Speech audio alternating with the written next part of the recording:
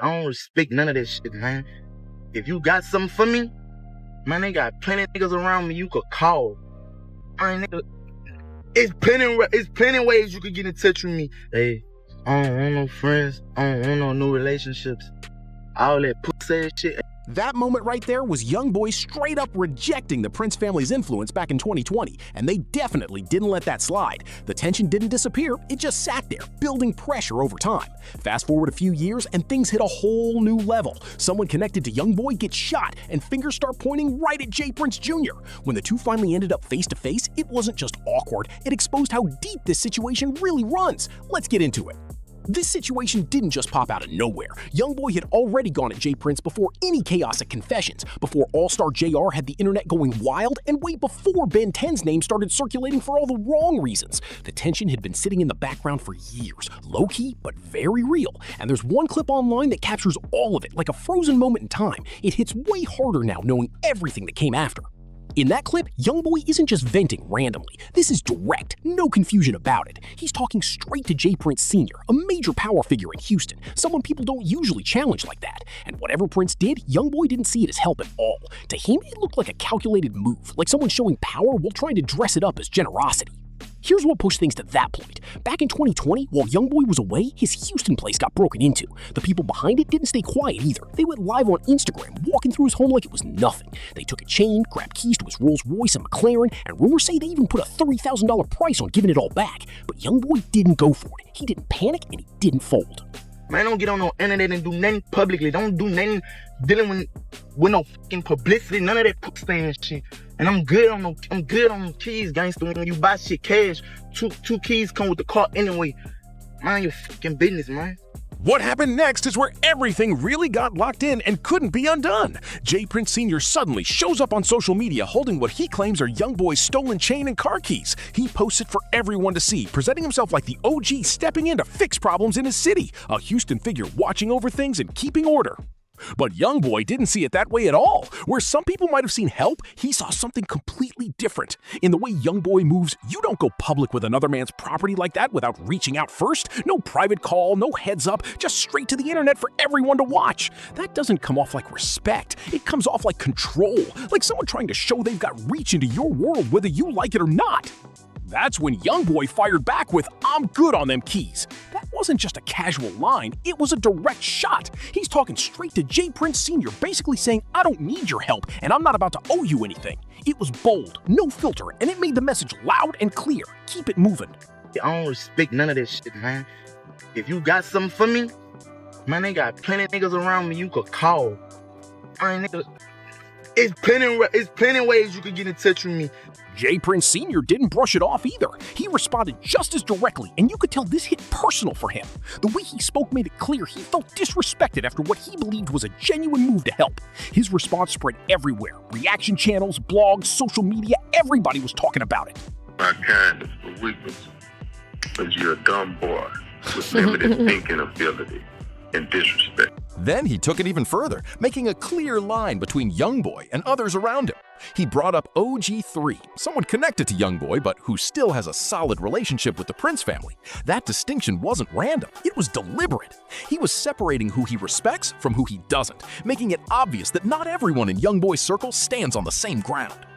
Then came the moment everybody clipped, reposted, and kept running back. One line turned into a headline everywhere.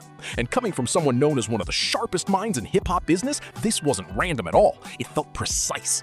J. Prince Sr. hit him with "dumber than a box of rocks," and that instantly shifted the tone of everything. Talking slick, acting like you and your brother wasn't down with me, letting it be known your brother for years and never witnessed no weak shit. So OG3, we good. That one statement showed just how far things had fallen apart between them. There was no hiding it anymore, no smoothing it over. It was out there for the whole world to see. But he didn't stop with just that. He followed it up with something even sharper, pointing at what he believed YoungBoy should really be focused on instead. When he said, "weak-ass security being asleep in front of your house," that wasn't just a comment, it was a direct shot at the situation behind the break-in. He was hinting at the idea that the issue came from inside, suggesting that the people meant to protect YoungBoy might have been the same ones who let it happen. That's layered disrespect packed into one sentence, no question. Years later, during a sit-down on Hot 97 with Ebro, J. Prince Sr. talked about that whole 2020 situation in a much calmer way. The tone was different, more controlled, more measured, like he was framing it as something that eventually got worked out on some level. But even in that calmer setting, he gave insight into how he views stepping into situations publicly, even when he's not invited.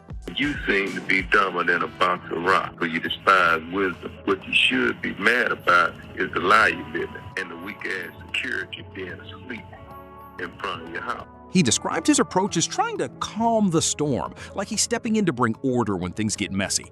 But from YoungBoy's side, it's never really been seen that way.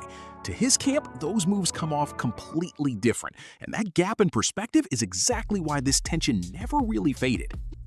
By 2023, that same energy showed up again, just in a different form. YoungBoy was deep in his richest op era, and things got loud when a Drake diss pulled the Prince name right back into the spotlight. That connection wasn't random either. J. Prince Sr. has publicly treated Drake like family for years, so once his name came up, it was bound to get serious fast. So what happened next? J. Prince Sr. reportedly flew out to Utah to meet YoungBoy and Birdman face to face. Not just that, he even set up a FaceTime call between Drake and YoungBoy to try and cool everything down. A picture came out, statements about respect started circulating, and on the surface, it looked like things were getting smoothed over. But YoungBoy's side didn't see it as peace like that. To them, it felt way too familiar, just like 2020 all over again. Another moment where the Prince family stepped into a situation they weren't invited into. Yeah, the photo was taken, and yeah, people talked about a ceasefire, but behind all that, the tension never actually went away. We come from the school of hard knocks. Like, something that I value about my family and my upbringing is the respect. Like, that's something that we demanded. It's something that we live and die by. I can't compare my upbringing to others because I come from a different type of cloth. You deal what I'm saying? Like, our structure, our values, our order are different than this new generation of stuff that's going on. That pressure never left. It just stayed sitting there, waiting. And that right there is the base of everything going on now. Every new moment, every new issue, it all builds on top of that unresolved history. Now shift the focus from the father to the son, because this is where things start moving differently. J. Prince Sr. has always been more behind the scenes, calculated, controlled, and careful with how he shows up publicly. But J. Prince Jr., he moves in a whole different lane. He's way more visible, tapped into Houston nightlife, always around the scenes where things can get messy fast, and that kind of presence can pull his family name into situations it doesn't always need to be in. I want to bring something to the table to help the family be bigger and better than what it is. I mean, Mob ties derives from Young Mafia. I started Young Mafia. We used to call it Young Mob. I started Young Mob, me and a couple of homies. We started Young Mob probably early high school, like my 10th grade year. J. Prince Jr. grew up in a world most people only hear about in stories. As a kid, he was already around legends like Dr. Dre and Tupac, like it was normal everyday life. He watched Rap-A-Lot Records get built from nothing into a powerhouse. He saw his brother Jazz Prince discover Drake on MySpace and turn a simple message into something massive. That kind of background shapes how someone moves, and it explains why he's always right in the mix. In his first real public interview, J. Prince Jr. opened up about what growing up in that kind of environment actually did to his mindset. He made it clear that being around power, influence, and major industry figures from such a young age shaped how he sees everything today. That's how he presents himself, but not everyone is buying that version of the story. Were you raised to treat the Rap-A-Lot name with the same respect that you treat yourself? Like you would almost rather die before you allow somebody to really truly disrespect the brand? There's a whole other side online that looks at him completely differently, and they're loud about it. A lot of critics push the idea that J. Prince Jr. didn't come from the struggle, but instead stepped into a culture that was already built. That perception stuck, and it didn't just stay as talk, it turned into ammo. That exact narrative got picked up and used later by Allstar Jr. during his diss campaign. He leaned into that image heavy, painting J. Prince Jr. as someone playing a role instead of living it. Fair or not, that label follows him everywhere now, and his critics keep applying pressure with it every chance they get. J. Prince Jr., on the other hand, points straight to what he's created to defend himself, and the main thing he stands on is mob ties. He explained where it really came from, and it's not the story people expect. According to him, this wasn't something handed down with money from his father. It started as something he built himself back in high school. Over time, mob ties grew into something bigger, linking up with Bread Gang Entertainment and Atlantic Records, turning into a real label setup. One of the biggest names tied to it was Memphis rapper Finesse 2 Times, and that situation ended up turning messy real fast. In early 2026, Finesse jumped on Instagram and publicly demanded out of his deal. He broke everything down for the world to see, saying he only had 35%, Mob Ties had another 35%, and J. Prince Sr. held 30%. He called it the worst deal he had ever signed, and that statement spread everywhere instantly. There's also been a lot of clarifying factors of the whole J. Prince involvement in this, J. Prince Jr. involvement in this, and it's starting to make more sense what was actually going on. Apparently, he was just there because it was OG3's birthday. It was just like a situation where he didn't go there with none of them. He was there by himself. Instead of handling it quietly like a business move, J. Prince Jr. fired back online, taking shots at Finesse's appearance. That reaction didn't sit right with a lot of people, and it made the Mob Ties brand look shaky heading into April 2026. So when questions started coming up about what the Prince name really stands for and how far he's willing to go to protect it, the timing couldn't have been more intense. J. Prince Jr. has made his stance clear, and there's no confusion about it. The way he sees it, the Prince name carries weight, and protecting it isn't optional. It's everything. That's the same energy surrounding him in that Confessions footage. Born into a powerful legacy, but also building his own move through connections and business, he's tied his whole identity to standing on that name, no matter what. But the real question is, did that image hold up on April 8th? That's where everything starts to shift, and where this story takes a turn you can't ignore. Yeah, since then, the little homie, reached out to me. We had a conversation. So it was a disconnect, come to find out. That night, Confessions wasn't supposed to be chaos. It was meant to be a celebration. The upscale lounge on Kirby Drive in Houston's Upper Kirby district was hosting a birthday party for OG3, a known figure connected to the Never Broke Again circle. YoungBoy's people were there, the energy was set, and everything looked like it was lined up for a smooth night.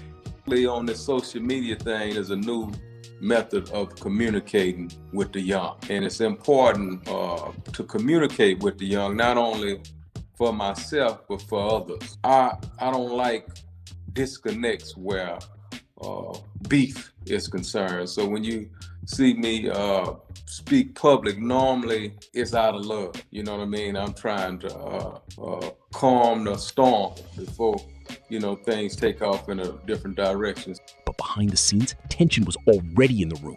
Allstar Jr., a Detroit rapper with his own unresolved issues tied to someone else expected to show up, was already inside. That alone added pressure to the situation, even if nobody fully realized it yet. Allstar Jr. went to Instagram and tweeted at J. Prince Jr. Damn, you still running up Kirby? You left the colon and all say you ain't know what to do. Then J. Prince Jr. shows up, and according to him, he came alone, fresh out of physical therapy for his ACL, not even knowing Allstar Jr. was there. Two different energies in the same place and no warning about how fast things could go left. Houston police later confirmed through Lieutenant R. Wilkins that they secured strong surveillance footage and had already started digging into what really happened. And what that footage reportedly shows is where everything flips. What started as an attempted chain snatching quickly turned into a full-on fight involving multiple people, and then gunfire broke out, leaving two men in critical condition. Two men suddenly rushed Allstar Jr., grabbed his chain, and slammed him to the ground right there inside the restaurant.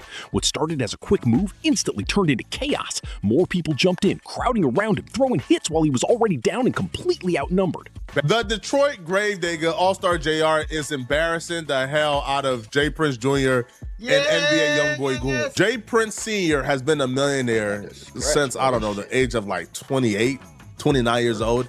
So J. Prince Jr. grew up as a millionaire. He grew up with a father who was a millionaire. Right. He didn't go to the hood. He wasn't raised in the hood. He wasn't raised around gang members. In the middle of all that confusion, a weapon hit the floor. Allstar Jr. reacted first. He reached it before anyone else could. Shots rang out, and both Ben 10 and Dead End Ron were hit. It escalated in seconds, turning a fight into something way more serious. Both men were rushed to the hospital in critical condition, while Allstar Jr. managed to walk out of the building on his own. Not long after, footage of J. Prince Jr. at the scene started spreading everywhere. The internet wasted no time jumping to conclusions, with people pushing the idea that he set everything up, that he came in with a plan and gave the green light for things to go down the way they did. By the time the situation got popping, it was kind of like the NBA crew, they were quick to respond because they seen shit getting rowdy. So they're like, hold on, ain't nobody about to fuck up our party if it ain't us. They cut and dry, J. Prince Jr. pulled up with the gang and sent the shooters. No, that's not at all how it was, apparently. Which is also why he backed the fuck up and was like, yo, what the fuck's going on? But as more details started coming out, that version of the story didn't look so simple anymore. Different accounts began to surface, and they painted a much more complicated picture of how everything actually unfolded that night. From what people started reporting, the NBA crew was already inside, already lit, already deep into celebrating their friend's birthday when things started getting out of hand. And according to those versions, what happened next wasn't some organized move led by J. Prince Jr. It looked more like a sudden reaction from a group that was already on edge, seeing someone in their space that didn't sit right with them. When it comes to J. Prince Jr.'s direct role, this version of events pushes back hard against the idea that he planned anything. It challenges that whole narrative and says things weren't nearly as calculated as people were making it seem. Then J. Prince Jr. spoke up himself on April 13th, and his statement lined up with that version point for point. He made it clear he came alone after physical therapy, just showing up for OG3's birthday dinner with no crew and no extra setup.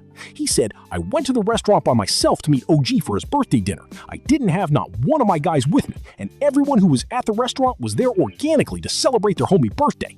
I didn't know he was there. I had just come from physical therapy and my aunt's birthday dinner, which is why I was dressed like that." The message was direct, no confusion about how he wanted it understood. He also addressed rumors involving Allstar Jr.'s child that had been spreading online, and he shut that down completely. He said, "I would never harm a child, and that little boy loves me to death, so y'all can chill out with that BS too." No hesitation, no vague wording, just a clear denial. And he didn't ignore the people who got hurt either. He ended his statement by saying, "Get well, Ben and Ron, y'all stay strong." That part stood out, especially with everything else going on. But by that point, the damage was already done. The footage was everywhere, the statements were out, and the internet had already picked a side before everything could even be properly sorted out. NBA YoungBoy has stayed quiet so far, but his mother, however, did put out this statement. This is what she said. "Y'all some messy, stupid, dumb-ass people.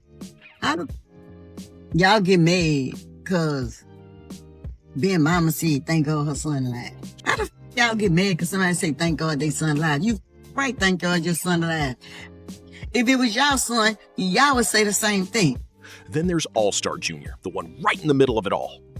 Before April 8th, 2026, his name wasn't widely known outside certain Detroit rap circles. Bored Jeremy Ford, he had connections in that scene, even getting a mention in T Grizzly's bars as a nod to the Lexington streets they both came from.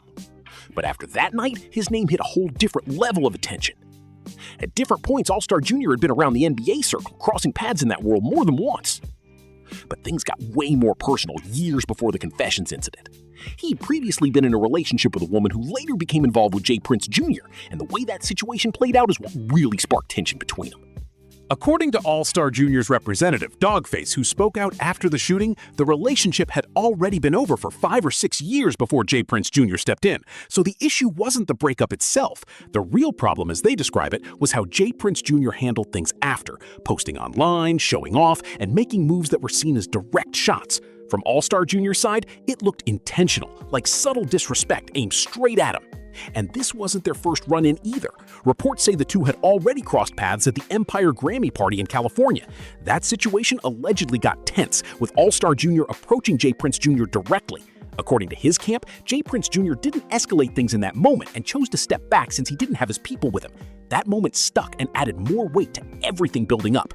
So by the time April 8th, 2026 came around and both of them ended up inside confessions at the same time, the pressure was already high. It didn't take much for things to explode. One move set it off. The chain was grabbed, people rushed in, and suddenly Allstar Jr. was surrounded, taking hits from multiple directions with no space to move. Then, everything flipped in seconds. During the chaos, a weapon dropped down, and Allstar Jr. got to it first. Shots were fired, and 2 people from the group that rushed him were hit. And somehow, in the middle of all that, he walked out without visible injuries. Online reaction was instant and intense. Commentary channels started breaking it down in real time, and the narrative forming wasn't subtle at all. A lot of people framed it like this. Allstar Jr. walked into a room full of Houston power and walked out like he took control of the whole situation. What Allstar Jr. did next didn't just add to the situation, it flipped it into a full-blown media play. Instead of staying quiet and letting things settle, he jumped straight onto Instagram with no filter, no hesitation, and no attempt to tone anything down. He posted, "I thought he was mob-tized till I shot his F a few times. Had to shoot to the D because my man's Ben 10 took some of my stuff to the hospital with him," that message. It hit hard online and instantly got people talking because there was nothing subtle about it. Then, on April 13th, he dropped a track called Expensive Wristwatch, and this wasn't just music, it was targeted. He went straight at J. Prince Jr. and Ben 10 with sharp lines that sounded like someone who truly believed his side of the story was solid. Just 2 days later, he followed it up with Mob Untied. Even the title felt like a direct attack, breaking down the Mob Ties name that J. Prince Jr. built his whole image around. That move alone had people paying attention. He didn't stop there either. He went on Instagram and called out J. Prince Jr. directly, referencing Kirby Drive, the exact location of confessions. That detail wasn't random. It came off like he was saying, I know you were there, I saw what happened, and once that was out, the internet ran with it. Then things got even more intense. He posted what he claimed were direct messages between himself and Ben 10, putting them out for everyone to see. Alongside that, he added captions like, how it feel that everybody left your bum ass to die, pushing things into a space that had people reacting fast. He even launched a $20,000 Ben 10 challenge, daring people online to engage and amplifying the situation even more. Whether it was strategy or instinct, one thing was clear. Allstar Jr. understood that if you control the noise, you control the narrative. And by the time anyone else could respond, his version was already everywhere. Ben 10 did respond eventually, pushing back and calling Allstar Jr.'s version a fake narrative. But by the time he spoke up, the damage was already done. Allstar Jr. had flooded every major platform, shaping how people saw the situation, and now Ben 10 was stuck trying to defend his side while the spotlight was already tilted against him. Before the Confessions incident had his name everywhere, NBA Ben 10 was known in a very specific role. He wasn't just another name, he was YoungBoy's day one, someone who had been there through everything. From legal trouble to personal setbacks, he stayed solid the whole time, never switching up. Ben 10, whose real name is Anthony Fields, grew up alongside YoungBoy in Baton Rouge. That bond wasn't surface level, it came from shared experiences, the kind that build loyalty over time. They came up in the same environment, faced the same pressures, and that created a connection that doesn't break easily. There was even a point where a judge ordered them to stay away from each other during YoungBoy's probation, and they actually followed it. But when that restriction ended in late 2019, YoungBoy made a statement. He welcomed Ben 10 back with around $250,000 in cash, handing over a suitcase like it was proof of how much that loyalty meant. Ben 10 wasn't just standing in the background either. He started building his own music presence within the Never Broke Again circle, appearing on the 2021 NBA compilation and dropping tracks like Play With Me that gave him his own audience. Still, his identity wasn't mainly about solo success. It was about being part of YoungBoy's world and staying committed through everything. And that's exactly why what happened at Confessions hit so hard. Ben 10 wasn't just there randomly, he was there for OG3's birthday, surrounded by familiar faces, part of that same close circle. He showed up as someone representing that loyalty, that connection. But that night turned into something nobody expected. When everything went left inside that restaurant, Ben 10 ended up caught in the middle of it, suffering multiple gunshot wounds to his torso. What was supposed to be a celebration turned into a life or death situation in seconds, and it changed how his name was being talked about everywhere. Early reports had Ben 10 listed in critical condition, and things got out of control online fast. Social media started pushing every extreme version of the story at once, with people assuming the worst before facts could even settle. Allstar Jr.'s posts only added to that pressure. He kept things loud and intense without stepping in to clear anything up. At the same time, YoungBoy stayed completely silent, and that silence got people talking even more. Everyone with a platform started jumping in, giving their own takes on what it meant and what might happen next. Industry manager Whack 100 spoke on Clubhouse and made a comparison that caught attention. He said YoungBoy wouldn't pull a little Dirk, referencing the serious legal trouble tied to alleged retaliation after King Von's situation. The point he was making was clear. YoungBoy's past legal issues already put him in a tight spot, and moving reckless right now could cost him everything. But the first response from YoungBoy's side didn't come from him directly. It came from his mother, Shirhonda Golden. She stepped in after people started going at Ben 10's mother for publicly thanking God that her son survived, and she didn't hold back at all. Her message came with strong emotion, defending her side and speaking from the perspective of someone who's watched her son's life get judged by outsiders who don't really understand it.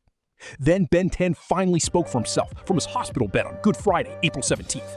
And when he did, he shut down every narrative that had been building while he was quiet. He posted, "We serve two different gods. Life support has never been an option. I've been up just on God's timing," making it clear he was still standing and not going along with how people were portraying him. That post was Ben 10 letting the whole internet know one thing loud and clear. He's still here, and nobody else is finishing his story for him. He wasn't letting rumors take over while he was still fighting and still present. Later updates confirmed he was walking and communicating in the weeks after everything went down, which only added another layer to how serious that night really was. As of late April 2026, the situation is still wide open. Houston police haven't made any arrests and the investigation is ongoing. Allstar Jr. hasn't slowed down online at all, continuing to post and keep attention on his side. J. Prince Jr. is standing firm on his version of events, not backing off one bit. And YoungBoy, still no official public statement. What happened at Confessions didn't start something new. It exposed something that had been building for years. This wasn't random tension. This was 6 years of issues finally boiling over and spilling into the spotlight where nobody could ignore it anymore.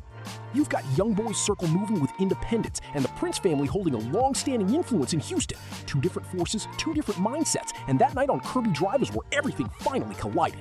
The footage is already out there and people have already made up their minds. In today's world, perception moves faster than facts and opinions get locked in way before anything official even happens. If you made it this far, tap in, hit like, subscribe, share this video, and drop a comment saying Ben 10's still standing to let me know you're locked in.